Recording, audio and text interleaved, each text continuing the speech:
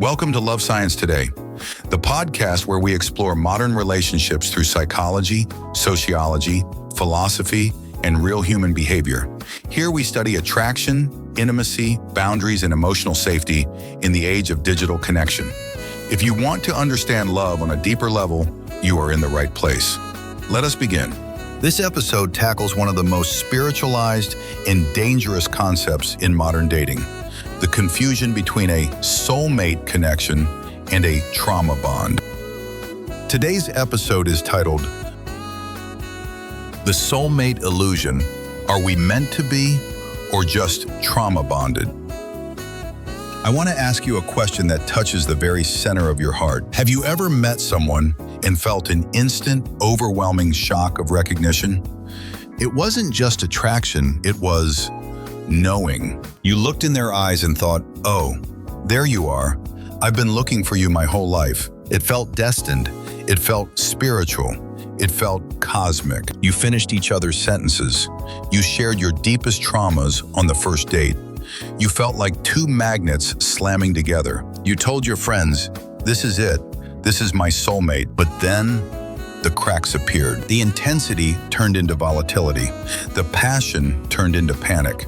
The deep connection turned into deep confusion. And yet, you couldn't leave. You told yourself, we are twin flames. This pain is just part of our journey. We are meant to trigger each other to grow.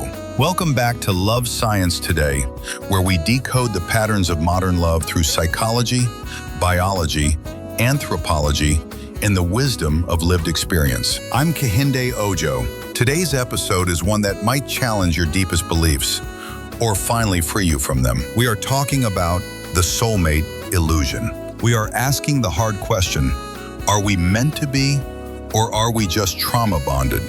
Let's explore why the relationships that feel the most fated are often the most dangerous, and how to tell the difference between a connection sent from the stars and a connection sent from your unhealed past. Let's start with the concept itself.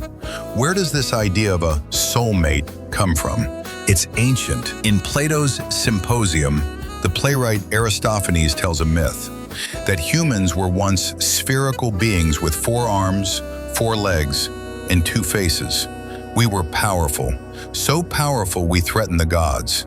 So Zeus split us in half. Since then, we are condemned to roam the earth, forever searching for our other half to make us whole again.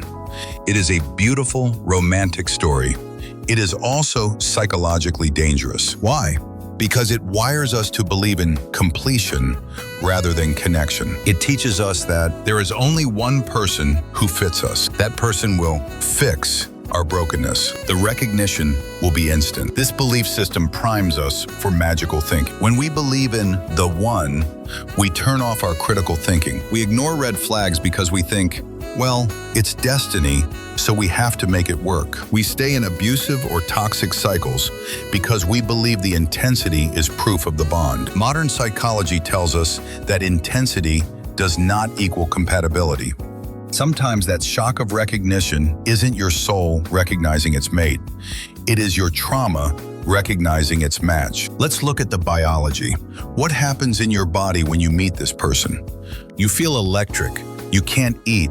You can't sleep. We call this chemistry, but chemically, it is a stress response. When you meet someone who is unpredictable, intense, or mirrors your early childhood wounds, your brain releases a potent cocktail: dopamine, the chemical of craving, and more. Oxytocin, the bonding hormone, the glue. Cortisol, the stress hormone. Here is the crucial part: cortisol. In a safe, healthy relationship, cortisol should go down when you are with your partner.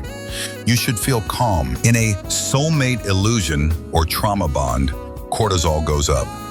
You feel hyper alert. You feel butterflies, but often anxiety masquerades as excitement. Psychologists call this arousal transfer. Your body is in a state of high stress, fear, anxiety, but your brain interprets it as high passion. You aren't falling in love. You are falling into a panic attack that you have labeled romance.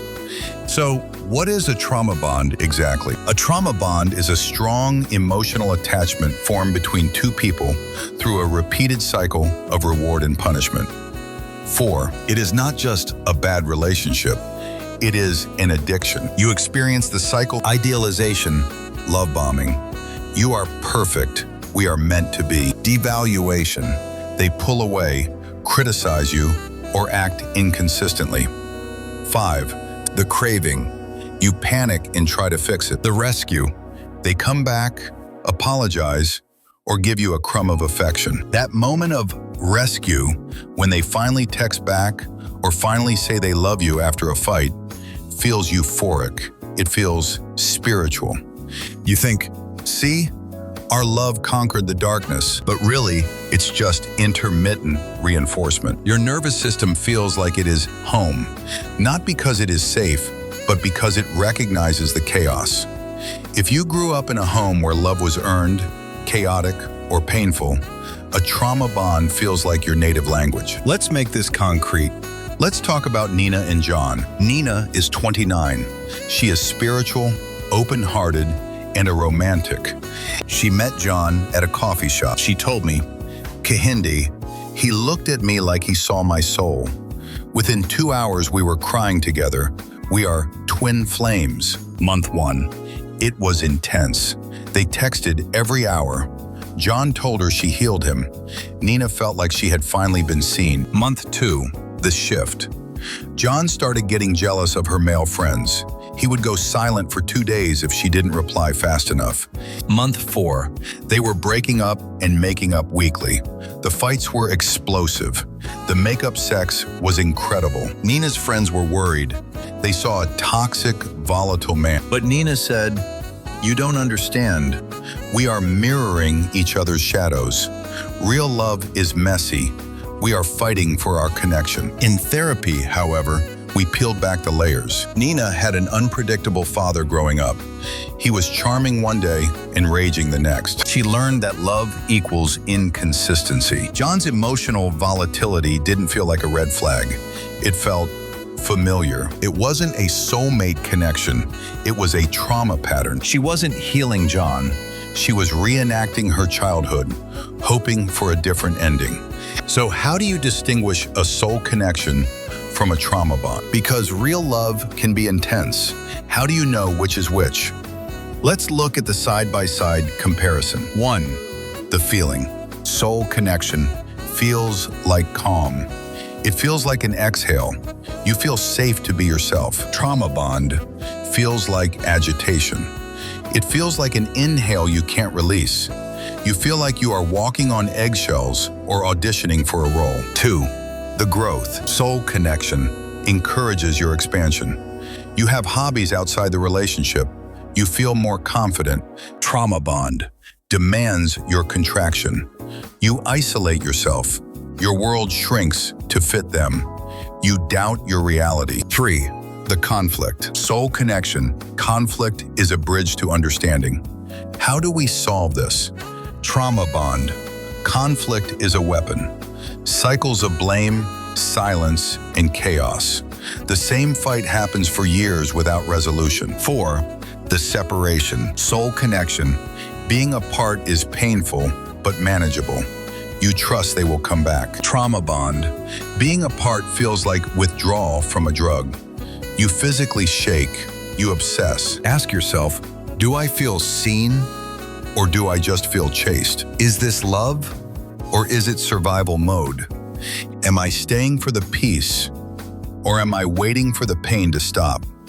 We have to dismantle the only one myth. Believing that there is only one soulmate for you is dangerous. It creates scarcity. It makes you tolerate mistreatment because you think, well, if I leave him, her, I will miss my destiny. I will never find this again. The truth? There are many people you can connect deeply with. Love isn't about finding a needle in a haystack. It's about becoming a magnet for health. A healthy partner doesn't complete you. You are not a half. They complement your growth. Love isn't about fate.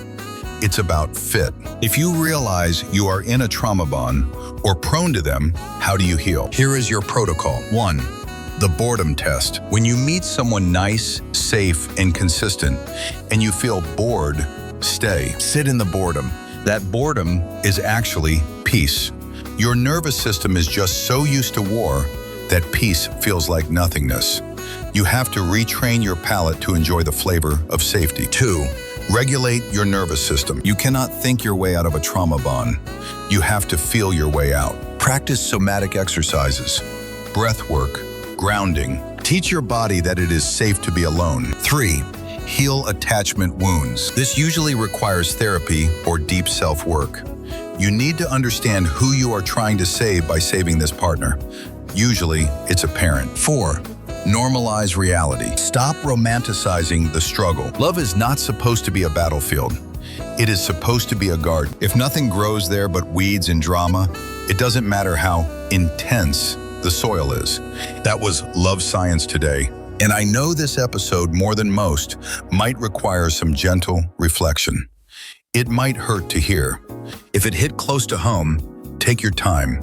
Sit with it. Real love should feel like peace, not a battle you keep losing in your own mind. Until next time, choose healing, not intensity. Choose reality, not illusions. And always, always choose you. Thank you for listening to Love Science Today. I hope this episode gave you something meaningful to think about. If you learned something, share it with someone who may benefit. Remember that love is not random. It is a pattern you can understand and choose with intention. Join me again for the next episode as we continue exploring the science and soul of real connection. Stay thoughtful, stay open, take care of your heart.